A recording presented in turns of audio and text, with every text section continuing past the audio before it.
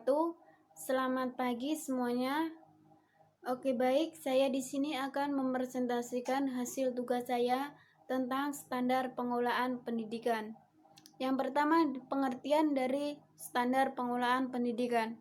Jadi, standar pengelolaan pendidikan adalah standar nasional yang berkaitan dengan perencanaan, pelaksanaan, dan pengawasan kegiatan pada tingkat satuan pendidikan, baik di kabupaten atau kota atau nasional, agar bisa tercapainya dan efektif dalam penyelenggaraan pendidikan. Jadi, adanya perencanaan, pelaksanaan, dan pengawasan itu agar dalam penyelenggaraan pendidikan itu bisa tercapai dan efektif. Selanjutnya, yang kedua, fungsi pengelolaan pendidikan. Ada 5 fungsi pengelolaan pendidikan. Yang pertama, perencanaan atau planning. Sini perencanaan, adanya perencanaan agar serangkaian tindakan untuk mencapai suatu hasil dapat berjalan dengan baik. Suatu hasilnya menghasilkan apa yang diinginkan. Itu fungsi dari perencanaan. Yang kedua, pengorganisasian.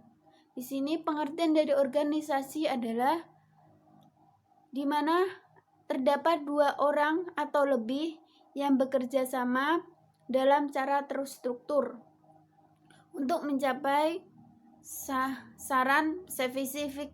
Di dalam sebuah organisasi itu harus membutuhkan pemimpin, dan pemimpin itu berfungsi sebagai mengambil keputusan, mengadakan komunikasi dengan baik antara bawahan dan atasan. Jadi adanya pemimpin itu mengkoordinir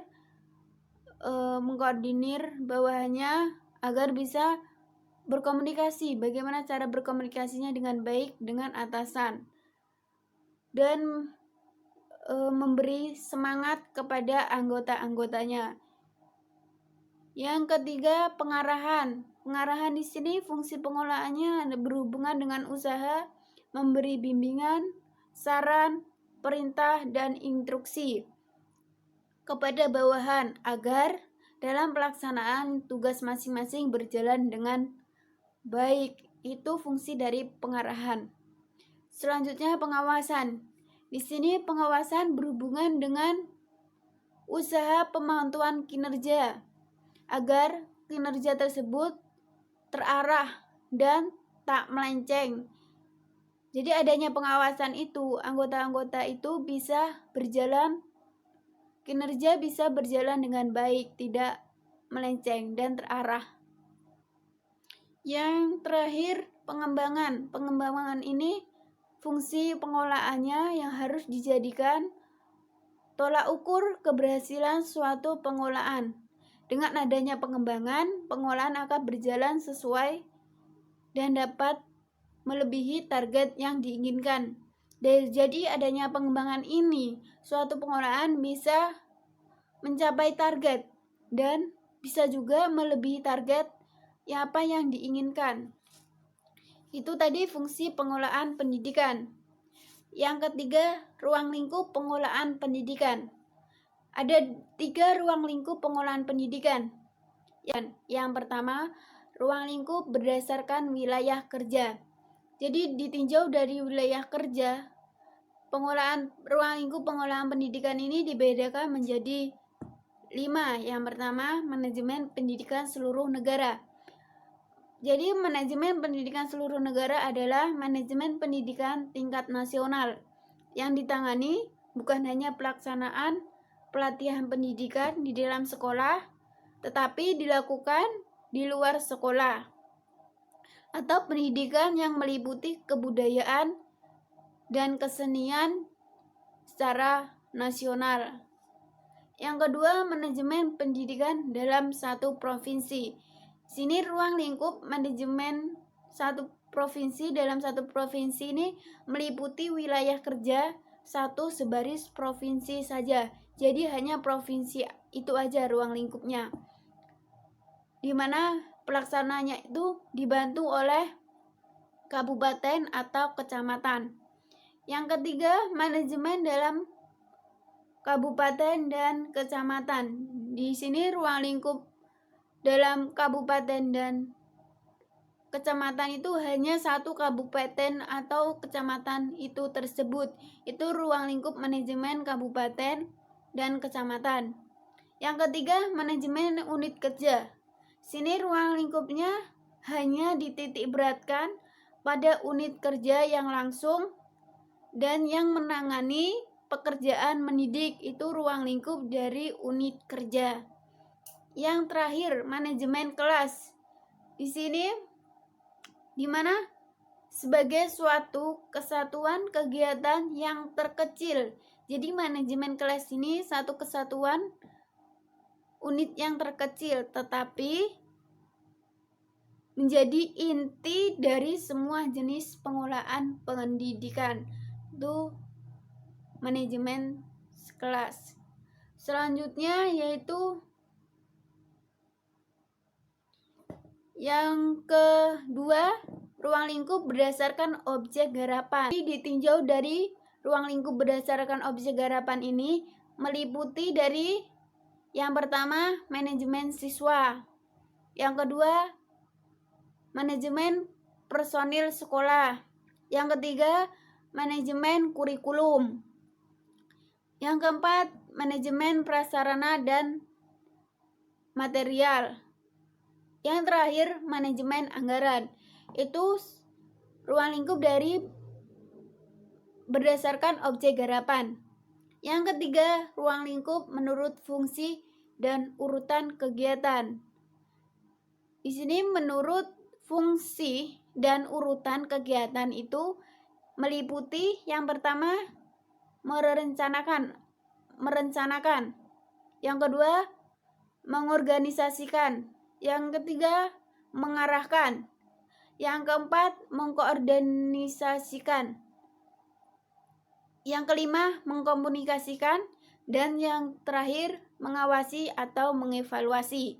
Itu ruang lingkup dari berdasarkan fungsi atau urutan kegiatan. Selanjutnya yang keempat, kerangka standar pengolahan pendidikan. Ini menurut Permendiknas nomor 19 tahun 2007. Yang pertama, perencanaan program. Sini perencanaan program ada 4. Yang pertama, visi sekolah. Jadi visi sekolah itu, visi merupakan gambaran tentang masa depan yang realistis yang ingin diwujudkan dalam kurun waktu. Itu pengertian dari visi. Jadi gambaran tentang masa depan, apa yang diinginkan dalam kurun waktu, itu bisa dituliskan, yang bisa disebutkan dalam visi sekolah. Misi ini merupakan yang kedua, misi sekolah. Misi merupakan tindakan atau upaya untuk mewujudkan visi. Jadi misi ini meliputi dari atau gambaran dari suatu tindakan dalam upaya mewujudkan visi. Kemudian yang ketiga, tujuan sekolah. Jadi di sini tujuan sekolah itu ada kriterianya. Kriteria tujuan sekolah itu meliputi dari menggambarkan tingkat kualitas yang ingin dicapai dalam sekolah tersebut. Yang kedua, mengacu pada visi dan misi dan mengacu pada standar kompetensi kelulusan yang sudah ditetapkan. Itu kriteria yang kedua dari tujuan sekolah. Yang terakhir yaitu rencana kerja sekolah. Jadi rencana kerja sekolah ini merupakan implementasi visi misi tujuan dari sekolah yang telah ditetapkan, yang telah dibuat oleh sekolah. Itu rencana kerja sekolah. Yang kedua, kerangka standar pengolahan pendidikan yaitu pelaksanaan rencana kerja. Yang kedua, pelaksanaan rencana kerja. Jadi dalam pelaksanaan rencana kerja ini dilaksanakan kerja secara tahunan dilakukan oleh penanggung jawab yang meliputi pertama bidang kesiswaan.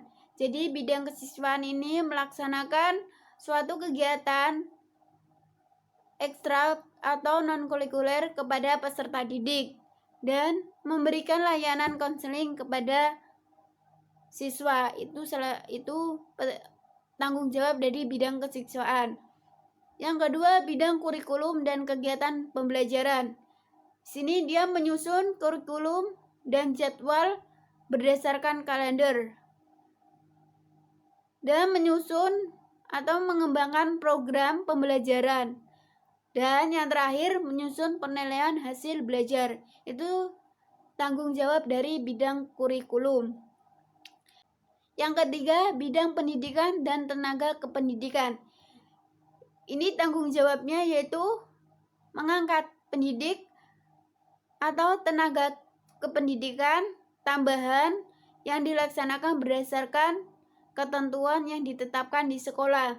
Jadi tanggung jawab dari bidang pendidikan ini dia mengangkat atau mencari pendidik atau tenaga pendidikan tambahan sesuai dengan ketentuan yang ditetapkan oleh sekolah.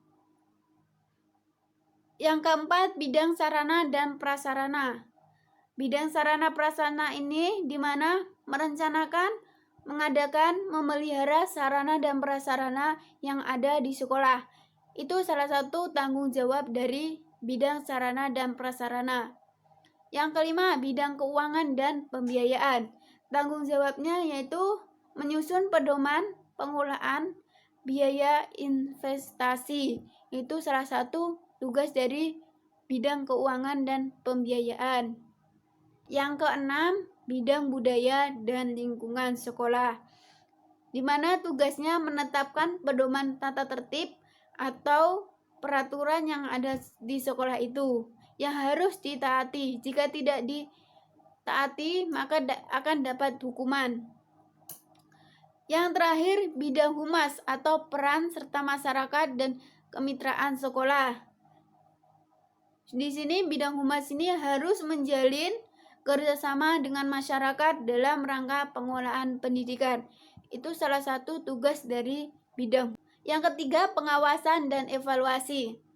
Di sini pengawasan dapat diartikan sebagai proses kegiatan monitoring untuk meyakinkan bahwa semua kegiatan terlaksana dengan baik sesuai apa yang diinginkan. Dan sekaligus juga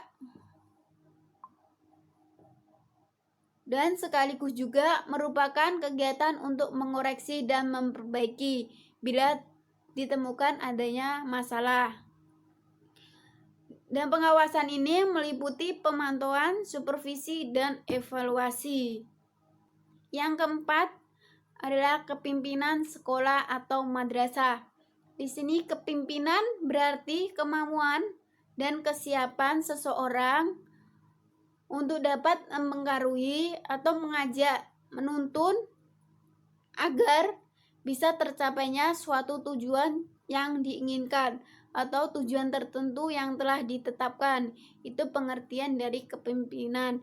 Dan tugas kepemimpinan itu adalah yang pertama, menjabarkan visi ke dalam misi, target, mutu yang dicapai. Itu tugas dari pemimpin. Yang kedua, merumuskan tujuan dan membuat rencana kerja strategis dan rencana kerja tahunan dan melaksanakan peningkatan mutu. Jadi tugasnya ini dia merumuskan tujuan, membuat rencana kerja tahunan, dan pelaksanaan peningkatan mutu. Itu tugas dari pemimpin. Yang terakhir, sistem informasi manajemen. Di sini beberapa hal yang terkait dengan sistem informasi ini. Yang pertama, pengolahan sistem informasi manajemen yang memadai dan dapat mendukung administrasi pendidikan yang efektif dan efisien. Yang kedua, menyediakan fasilitas informasi yang efisien, efektif, dan mudah diakses. Mungkin itu saja penjelasan dari saya tentang standar pengelolaan pendidikan.